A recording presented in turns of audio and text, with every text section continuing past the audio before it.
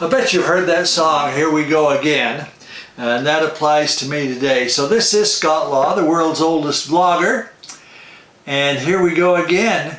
Meanwhile, roll that intro.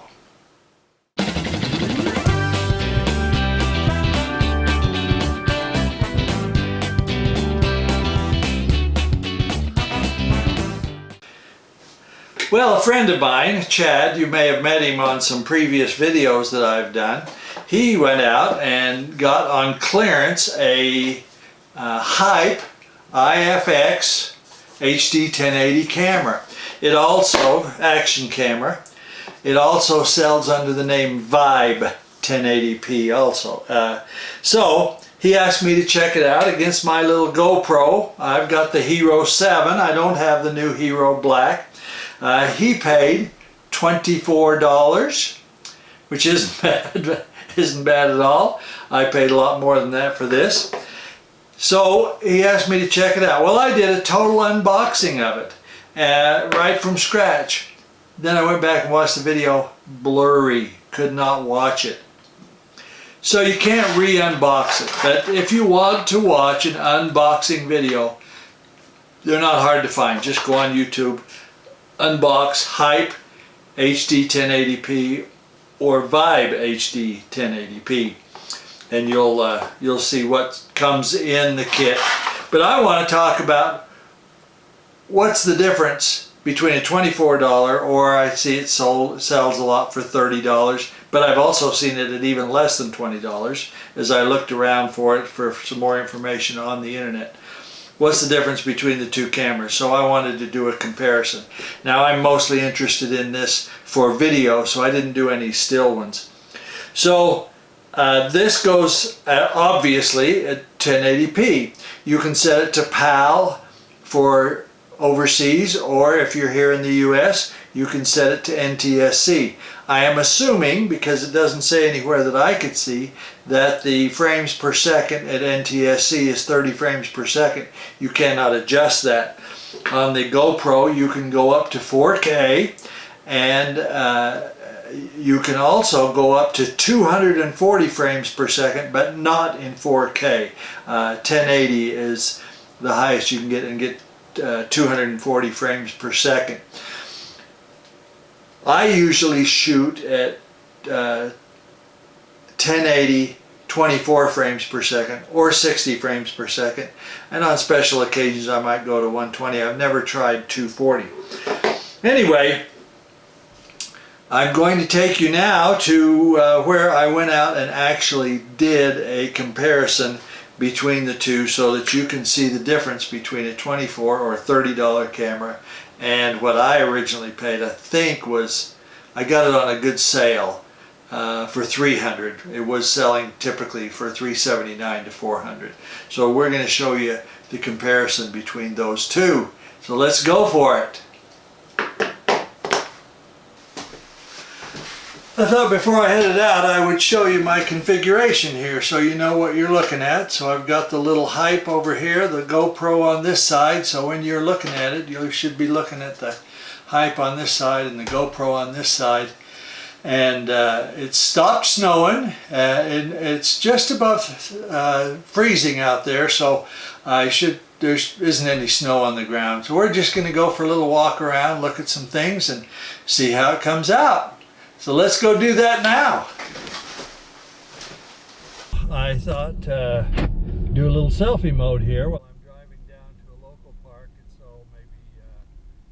maybe a mile away, probably not quite that far, but just wanted to see what it looked like on this cloudy, dismal day with both cameras set up exactly the same. I'm pretty sure that the Hype is set to 30 frames per second, so I've set my GoPro to 30 frames per second. I usually shoot it in 24 or 60 or whatever.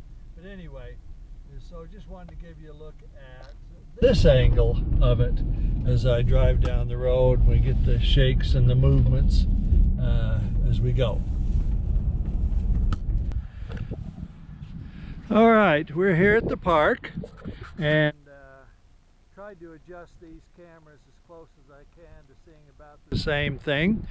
There's some basketball standards. Look at the clouds up in the sky, see what you get. I will tell you that looking on the screen on the back of the two cameras, the GoPro is head and shoulders way better than the Hype, but that's not to be too surprised. I mean, look at the difference in the price.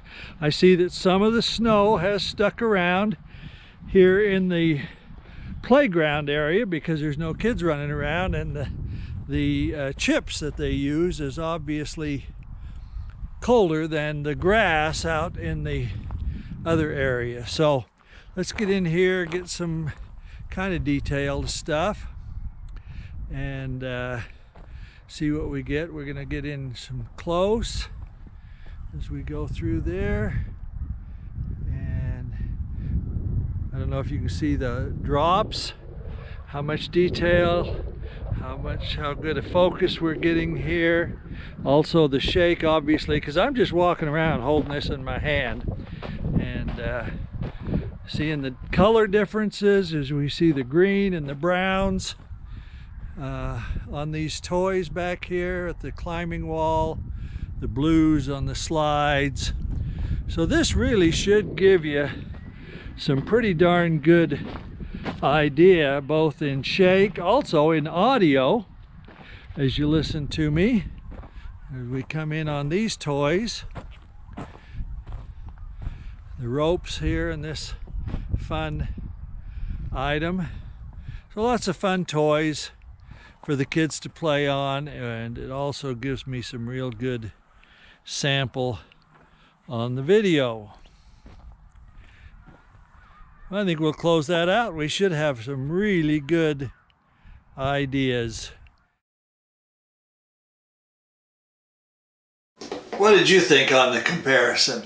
Obviously, it does not have the steadiness that this has. I apologize for that dark spot in the upper right hand. I don't know why I apologize, because it wasn't my fault. I have tried to clean the lens off. As a matter of fact, I ended up doing that demo twice, because when I came back and looked at it the first time, I saw that black spot. I got looking at the lens and I found out that I had left that thin plastic sheathing that they put on them when they manufacture them. I took that off hoping that that would get rid of the black spot, but it didn't, so I don't know where it is. But that would be a one camera kind of thing, so I wouldn't either buy or not buy that camera because of that one thing. But there was a lot of shake, and the audio quality was nowhere near, and I see no place that you can plug in a mic unless it's possible to plug one into that USB, but I kind of doubt it. But this was just a real quick and dirty little review to see how, you know, $30 compared to $300 or $400, no comparison.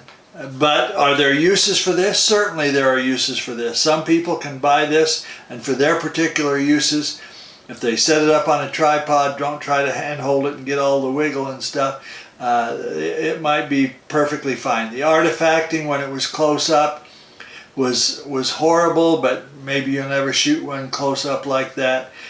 So you take a look and you think, well, for your purposes, what are you going to do with it? Would it be worth that money? I mean, for $30, it's what it is. It is what it is. So, but if you want some quality action camera, something you can really enjoy and share and appreciate, you're obviously a whole lot better off with the GoPro type camera. So this is Scott Law, the world's oldest vlogger, and until next time, hoping for you the very, very best, and until then, just keep on keeping on.